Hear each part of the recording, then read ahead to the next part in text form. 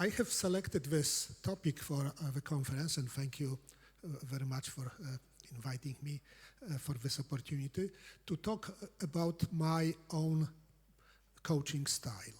I will explain what is the environment in which I'm working. I know that I'm talking to mostly very experienced coaches who have developed own coaching styles, but I hope that some starting coaches who may not be present in the World Finals but might be present in a couple of years might get some of the ideas useful. So I have worked for many, many years at the University of Kentucky. I will talk about Kentucky in a moment. Currently, I'm still involved with the university, although I have retired. So, okay, yeah, I know. Okay, so my slides are a little bit crowded. However, I hope that they will be still readable. And the key points is that I will give you a few examples from coaching my students, and especially with the efforts related to recruiting, because that's really one of the major steps in building teams at the University of Kentucky, at least a decade ago or so. I will explain why using metaphors might be useful actually in all the steps of recruiting, assembling. Maybe you will find some of the quotes interesting. In most cases, I'm collecting them myself rather than Googling. Okay, just they happen, on occasions I'm doing many, many different things, have various interests. So if I encounter something that motivates me or resonates with me, I just try to use it maybe for the benefit of either students or my own development in coaching. And I will also comment, if I have time in this presentation, how metaphors really act on higher level, developing abstract thinking, but also in developing, in the context of our profession, ability to build new applications based on existing set of ideas. It's a very interesting area by itself, also to lawyers and patent lawyers in particular, just to see what is different, what is the same regarding ideas. So the context is that the University of Kentucky is a flag university in the state of Kentucky. It's the largest university with about 20,000 plus undergraduate students. Recently, it's about half and half in-state and out-of-state students, but in the past, it was mostly Kentucky residents. It's before I will get more into describing Kentucky, I would like to say something that I found myself interesting. I learned it mostly from my discussions with a colleague, my classmate from college time, a person who was a laureate of gold medalist of the math Olympiad about 55 years ago. Okay, so he got interested in history, and we often talk about those topics. So it's interesting that the term coaching came from academia to sports and other areas, not the other way around. We are hearing about coaching, mostly about coaches in sport, but first coaches were actually in Oxford and Cambridge. So the etymology is quite interesting and related to competitive exams called tripos. Those exams were very competitive for a reason, because first of all, for very talented students, they started in 18th, 19th century, so not everybody could afford being a student. So, it was first of all very competitive, but secondly, the winners of the competition, and it was a competition, got really first way of getting very profitable positions also at the university, but not only at university. So it was really very important to be good in such contests, and for that reason students were hiring private tutors called coaches. I would like to talk also about Kentucky and the structure of our programming contest, and then I will talk more about what is in the title of the talk, about analogies, how I select them. I will give examples. I mentioned a few quotes, and will end with some comments that were also created based on yesterday's and today's presentations. So that's how actually just we are working, that we are inspired ourselves. And I will mention some of previous talks also connecting to my presentation. So it is one of those crowded, but I will try to walk you. So first of all, and it is maybe a first relation to the talk from yesterday, when one of the diagrams was comparing or identifying or trying to measure how many of team members in the world finals in winning positions were also medalists of high school Olympiad in informatics. And it is not one-to-one correlation that every member of a team in the world finals, probably also in this world finals, was doing great or even participated in high school competitions, but many were.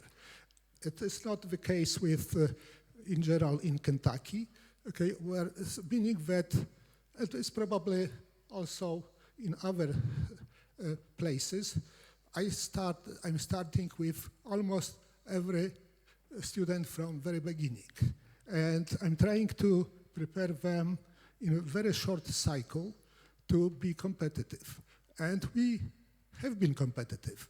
We advanced, since I'm coaching, I'm one of the coaches, there are coaches I know here who served longer than I, but I have coached for 27 years, which is quite some time. We advanced 4 times to the world finals, a number of times to the North America Championship. I'm very proud of my students.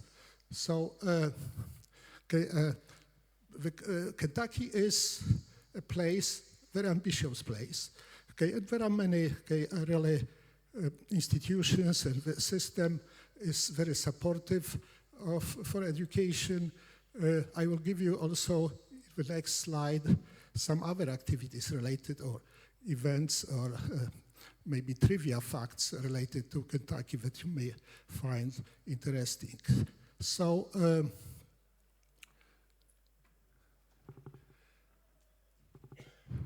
Kentucky is known not only from Kentucky Fried Chicken. Well, I even rode a bus today just when I mentioned Kentucky. The immediate association was with KFC. So now just this slide is. I will have a couple of examples. The Kentucky Derby, many of you have heard, has run since 1875, maybe with 1 or 2 breaks related to political events.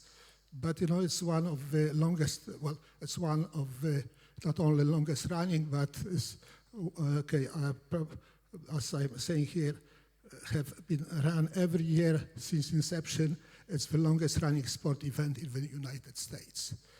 The winner, the example, the pictures that I selected are also very, very interesting. It's from 2 2 years ago, or 3 years ago, the winner of the 148th edition of the Kentucky Derby was Rich Strike. And if you know odds, okay, and the meaning of odds, 80-1 odds, it's really just nobody will bet on such a course except for the owner, and okay, the family of the owner. And that horse won. And it won, and it's interesting, very, very strong coach. And horse responded.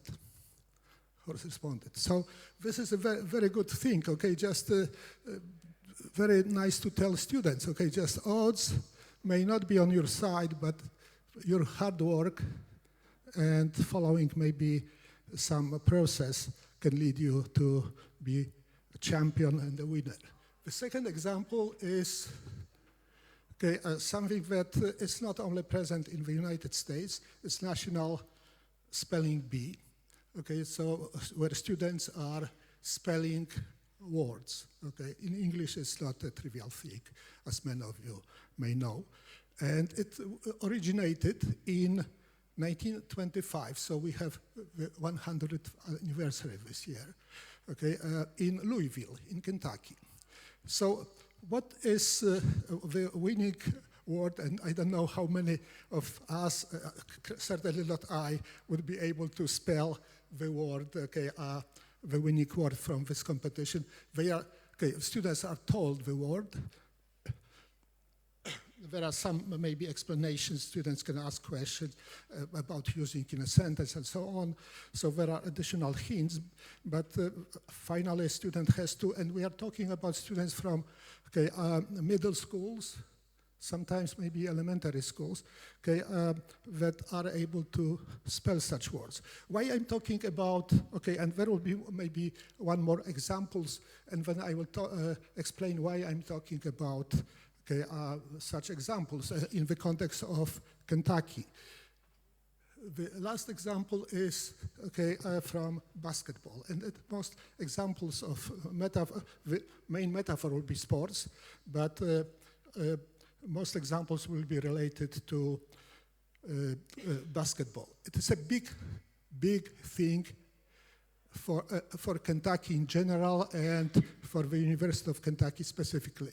In fact, it is nothing new. Many colleges okay, really connect their activities with sport activities such as basketball or football. Even when I sat at the table earlier this evening next to Bob, Bob was talking about football and a team from Baylor, okay, who was not maybe in the last week. So, okay, sorry, Eric, sorry for, okay. But meaning that sports really resonate and people understand it. And for analogies, understanding is the key. So just we need to select something that okay, gives a clear context. I also wrote for the university for, okay, for Big Blue, as it is called. And the university program, as it is, you know, just I try to put major points, is the winningest, as they call, basketball program at the United States, meaning that won the biggest number of games. So why, okay, it shows that the competitive spirit is very present. And I would like to, Bill Poucher, okay, the president of ICPC, okay, gave presentation earlier. I would like to also commend the people behind starting this ICPC. It started 49 years ago. It takes special people with initiative, with vision, with abilities to organize other people, to find resources. It's a hard work, and getting to 49th okay, competition is a big thing, and I hope that ICPC will last similarly to okay, Kentucky Derby or spelling bee, okay, maybe at different formats, especially regarding the presence, bigger and bigger presence of AI and how it affects education and learning process and students' understanding, okay, and students' motivations. And this is what is really a difficult thing, which I am trying to address when I advertise. But just to give maybe the context again about analogies, okay, it's nothing new, of course, using analogies in persuasive language or rhetorics. It goes back to ancient Greece, to Aristotle. Okay, so those are very well-known things. But okay,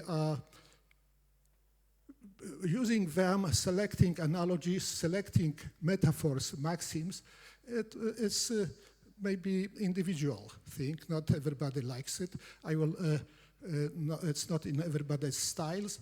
Okay, however, I just hope that you will find some of my ideas interesting here.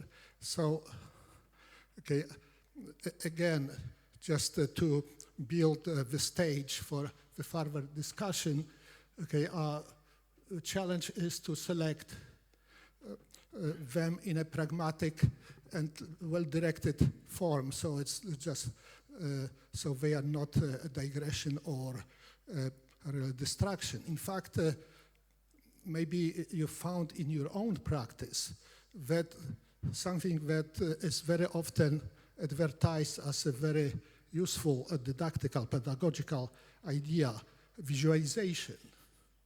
And okay, there are many tools built for visualization. There was time actually like maybe 20 years ago when many grants funding were directed towards building tools in visualization. Visualization is helpful if it's easy to relate to. Sometimes, just visualization can be distracting rather than helpful. So the same is with metaphors. So, and the danger is to, okay, that we can start using cliches. It's so something that, just really is, becomes a noise. Okay, now to show that sport is really very analogous to what we are doing in competitive programming. It is a whiteboard. I took a picture in working or visiting gyms with my grandchildren. One plays basketball, one is granddaughter is a cheerleader, so I visit many gyms, and that was something hanging in a high school gym from volleyball, as I'm guessing, and you have written by a coach of high school team, concepts, skills, basics. Isn't it what we are trying to do also? Yeah, so now, now just, of course, there are similarities, but differences as always. So now just in this slide, I would like to explain how I have organized a cycle leading to mid-central regionals, because mid-central regionals is the goal. Sometimes we advance to North America Championship, sometimes to the World Finals. Okay, but that is when we start really in mid-August.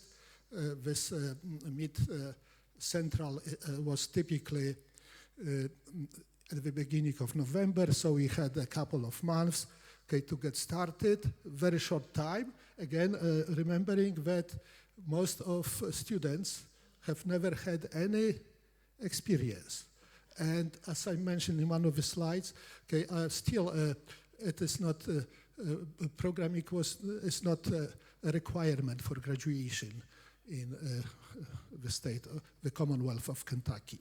So, so just a recruitment by announcement, of course, the previous teams also talking to friends. I must say that when ACM, at that time, ACMW was created later, when ACM was the official sponsor of the ICPC, some of you may remember it. It was somewhat easier because it was a natural way for students to be in a group. Now just I'm creating that group and ACM is auxiliary. So when again that was a direct sponsorship of or sanctioning of the ICPC by ACM, it was somehow easier. But I understand, okay, just that okay, the entire system is evolving, and there are reasons for that I may even know. Then we organize tryouts, so okay, a mock contest using recently CATIS. That's the system that we are using, and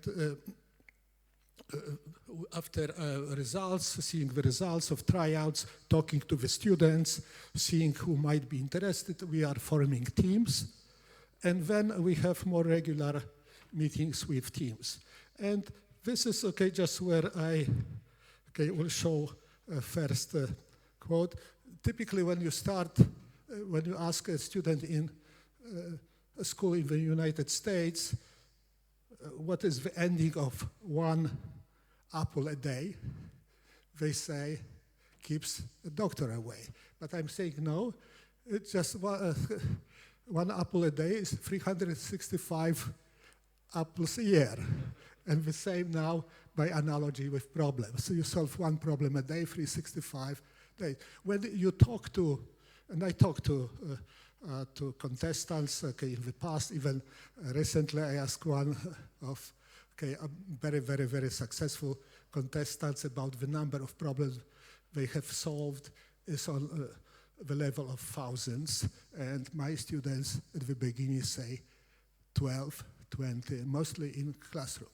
So you see right immediately that index of the number of problems has to be caught up.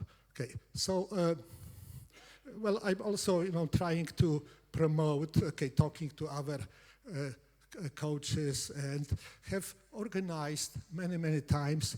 I meet a central satellite site in Lexington, and even recently when other schools could not do that. So this is our system, and and that system leads to Mid Central. It's a picture of a team. Our competitors are very successful. Urbana-Champaign, we have a coach here from Urbana-Champaign and the school. By the way, I will talk more about that, so mention another school. And it was a team, actually standing in the center that advanced to the North America Championship, and we competed in Orlando with Nathan, Shashank, and Seth. So, but I try to form as many teams as possible. We are paying for that, but that's the way to promote really,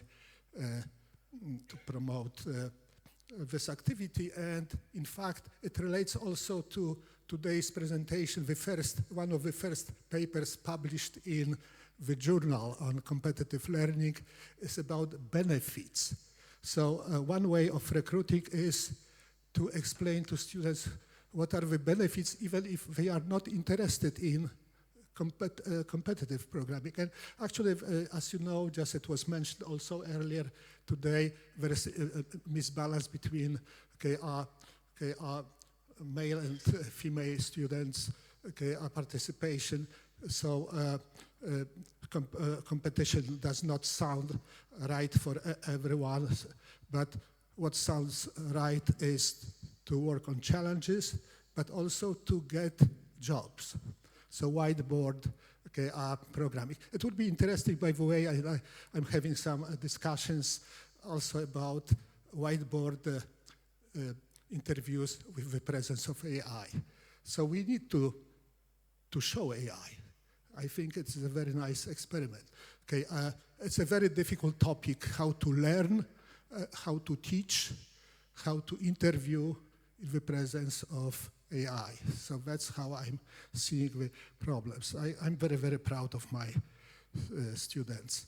Okay, so our traditional competitors in the mid-central is, as I mentioned, University Urbana-Champaign, Northwest, Chicago, Washington, University in St. Louis, Vanderbilt, a couple of other schools, sometimes with higher, or lower, I should say, the odds, but really fantastic schools.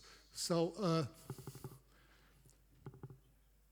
that's just more about the etymology of the word coaching. I found it very interesting, it's coming from the word coach. The name coach comes from the place where those horse-drawn cars or wagons were produced in Koch city in Hungary. So etymology is always interesting, and it was used in a student slang. Students always have slangs.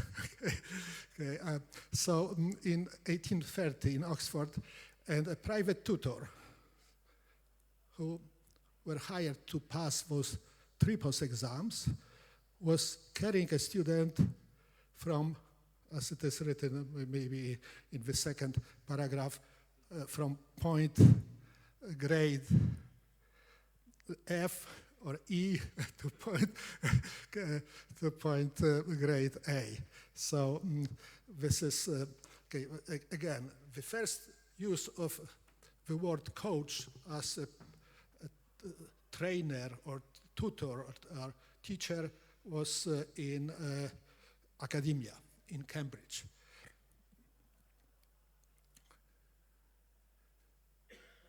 Of course, coaching is present in a number of areas, and we are getting probably also emails just before coming to this presentation. I saw in my email an advertisement about coaching the star employees. Also, when you Google actually about coaching and leadership and add the keyword Baku, you'll see that in Baku there is a regular conference on coaching in leadership. So just to speed up a little bit, I just briefly tell you about the tripos exam, because it's very interesting. I put in quotations, just to show that this is not my language, that it's language from people who participated in those exams. Very heavy exam, just multi-day long, just the model changes, but 8 days.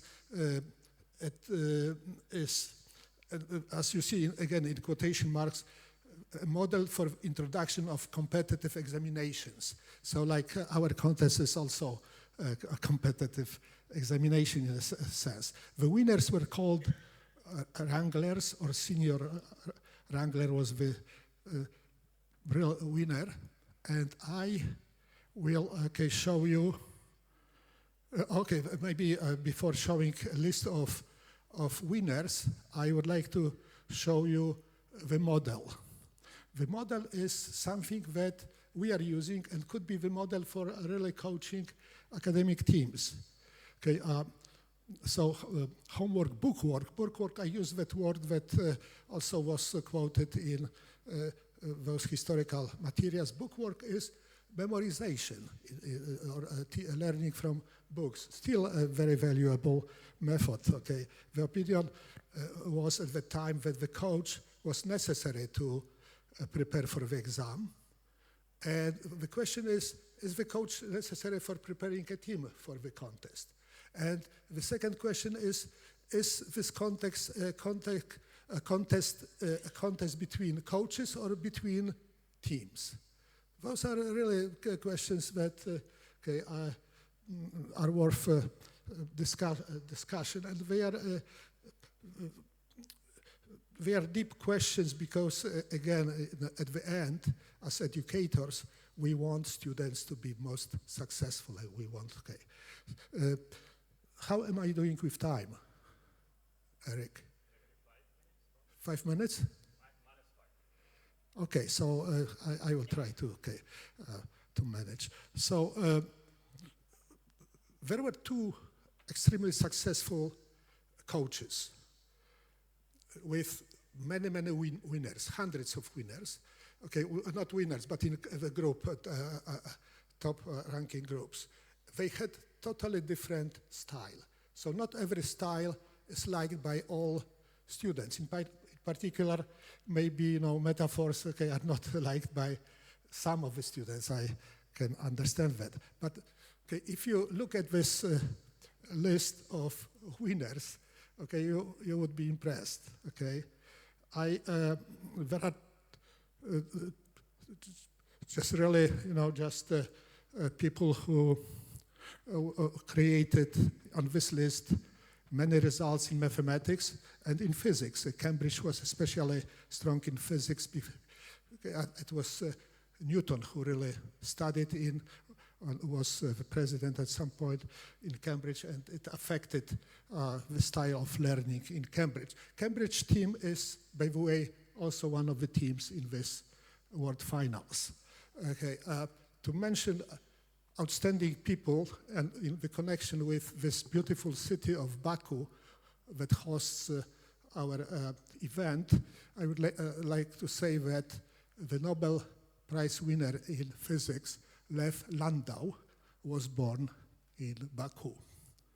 And he had some connections with Cambridge, not direct, but indirect through Niels Bohr, another physics giant. So now, finally, a couple of quotes. And the first one is really incredibly motivating for even for students, especially at the beginning or at the end of the freshman year. That quote is from a TV commentator commenting on a basketball game. You cannot win the game in the first half, but you can lose it. And it immediately resonates with students who, in their opinion, really could do much more than they are doing. It's a very, very strong, really, statement. And there was, just again, another from Coach Mark Pope, the current coach of the Big Blue team. We had about teams. We had individual players who could have won the game. We did not have a team that could win the game today. So there is a difference between having, just wonderful players, each of them really maybe in individual competitions, very competitive, but as a team somehow it didn't work out. And there is a quote liked by people from hockey player Wayne Gretzky: "You miss 100% of the shots you don't take." That means keep trying, That's the only way. I also just listening to the post-Wimbledon interview with Iga Świątek, who won that competition. In that interview, she said a few sentences in Polish.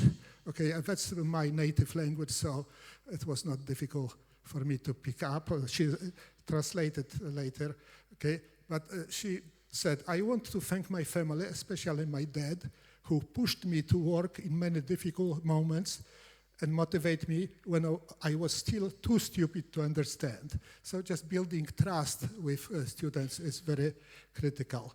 And finally, those are found in a book that is called The Lexicon of Stupidity. I don't like that title, by the way, but better teams win more often than teams that are not so good. It sounds, funny, but there is something in that statement. And when it's going, now just I would like to show you, a slide, a picture that I took also in one of the gyms. A slide from a gym that I took. It's a basketball gym. I used to take my basketball everywhere. Now my basketball takes me everywhere. Okay, don't you? Some of you feel the same way, where basketball is replaced with activity of solving problems. Okay, and just so the last comment, maybe finding proper way of expressing things is more persuasive than a rational argument with talking to people. And as an example, I also wanted to connect to yesterday's presentation. I noticed how the auditorium got attracted when in one presentation by Mateusz, he had a line on his slide, practicing practice. And everybody liked that, at least I like it. Practicing practice. You need to also learn. It's a catchy. If you can find something catchy, it will resonate, it will be remembered maybe much more than other argument. I would like to thank you for your attention, and hope that maybe some of those quotes that do not belong to me, I just simply encounter them. They talked to me, maybe they will talk to some of you, or especially, which is most important for me, to the students. Thank you.